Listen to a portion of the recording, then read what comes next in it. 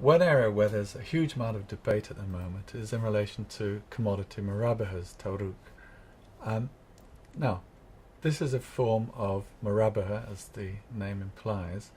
A trade murabaha, as I like to call it, is where the customer really wants a piece of equipment, let's say a crane, and then the Islamic institution will go and buy the crane from the supplier for, let's say, £50,000. It will then immediately sell the crane to the customer, so the customer takes title and possession of the crane for, say, £60,000, with that payment deferred for, so say, 3 months or 6 months. Now, the commodity murabaha is an extension of this type of structure. Here the asset, though, is a commodity, usually a form of metal, let's say platinum, although there is now another type of murabaha that you see quite commonly used where the asset is shares. But in any event, the Islamic financier will approach a broker and buy, let's say, £10,000 worth of platinum. It will then immediately sell that £10,000 worth of platinum to the customer, say for £15,000. And that payment is due to the Islamic financier in, say, 6 months' time. The customer then immediately sells the platinum to another broker for spot for £10,000. The end result is the customer ends up with £10,000 minus the broker's fees. Now, this is the type of murabaha, the commodity murabaha, has caused a lot of anxiety amongst some Islamic scholars over the years. Now, the debate with regard to commodity murabahas has intensified in the last few months, and one of the reasons for this is that a couple of months ago in Sharjah, United Arab Emirates, there was a meeting of the OIC, the Organisation for Islamic Conference. Now, this body looks at various issues that affect Muslims around the world. Now, at this meeting they decided to look at some issues relating to Islamic finance, and one of those issues was commodity murabahas. They decided that this type of product was not Sharia compliant. Now, this actually follows on from some other earlier rulings, including the Refika Fiqh Academy, who also reached the same conclusion.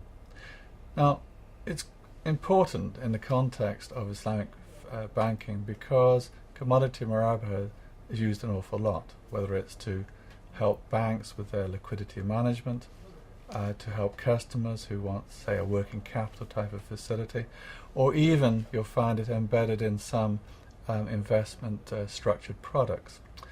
So this obviously has caused a further debate within the Islamic banking community.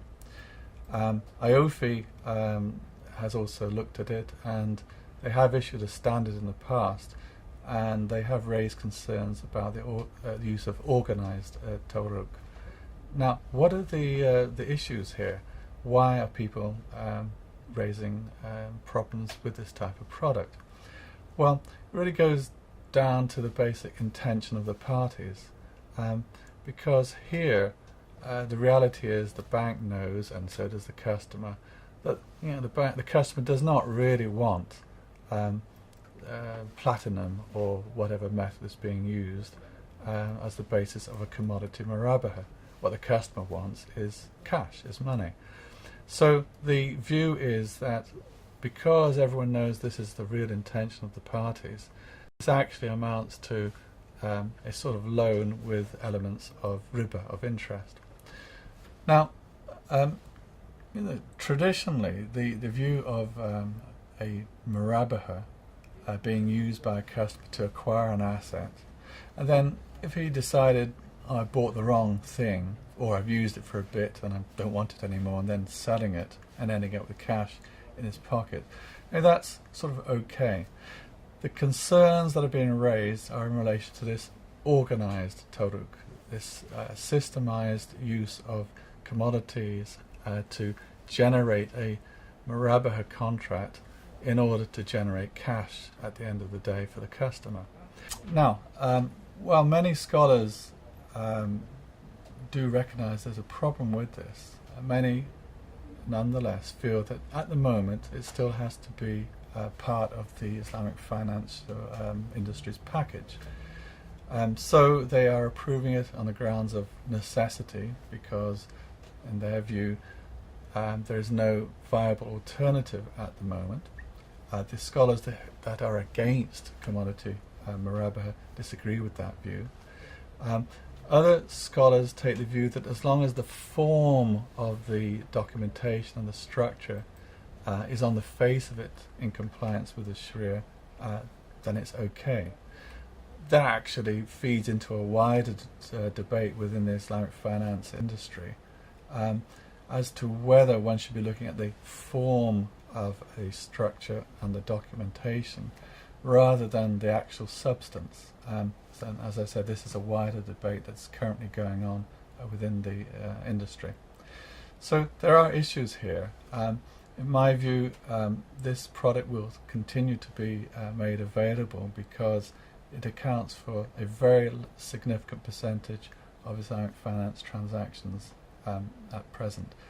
But nonetheless, I think all scholars do recognize that it's something that needs to be addressed and that further research needs to be undertaken to come up with viable products to replace commodity murabaha.